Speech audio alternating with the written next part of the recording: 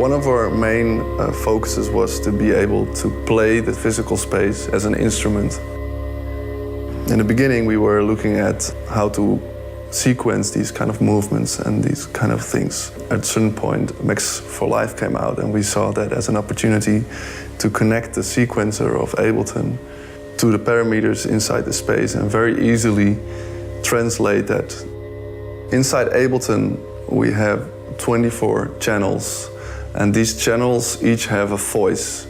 These voices are mono channels in which you can put sounds, and then you can set the coordinates inside the space. So you have a three-dimensional space in which you can locate these 24 channels. Through, for example, channel 1, we can give it a coordinate 0, 2, 0, which is in the middle, in the center. We can give it a size of 1 meter by 1 meter. And then, for example, we could give it a certain path. So you can have sounds circle around. Also, we can do a modulation on that, so you can create very complex movements in a very simple way. Each voice can also have spatial effects. So, for example, one of these effects is called the spatial delay, which makes all different spots inside the space and give them different delays that you can modulate.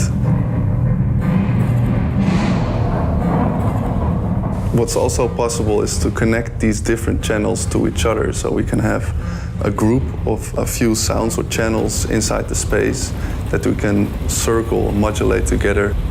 The global channel controls all the different voices at the same time. So you can have all the 24 channels located in different spots inside the space, and you can then move them, circle them, implode them, explode them at the same time. We can create walls that stop sound. So if the sound is behind a certain wall, we can set how dense the wall is, how much the sound goes through it. So you can kind of create an architecture of sounds.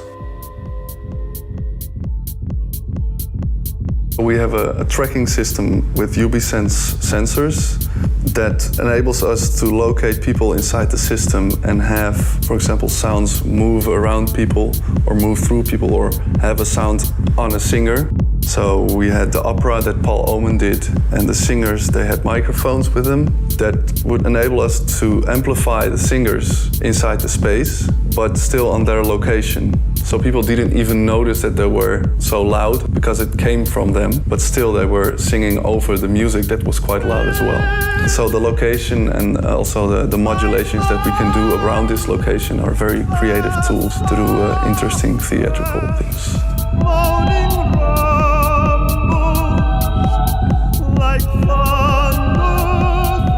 One thing that we're really looking into now is how to make the controller as intuitive as possible.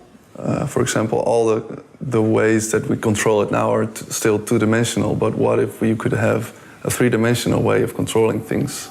So, for example, with virtual reality or different feedback kind of system. So that's an area that we're looking into, making a sequencer, for example, that you could play with your body. What if you could grab a sound and move it around, or these kind of things? That's certainly something that we see a future in.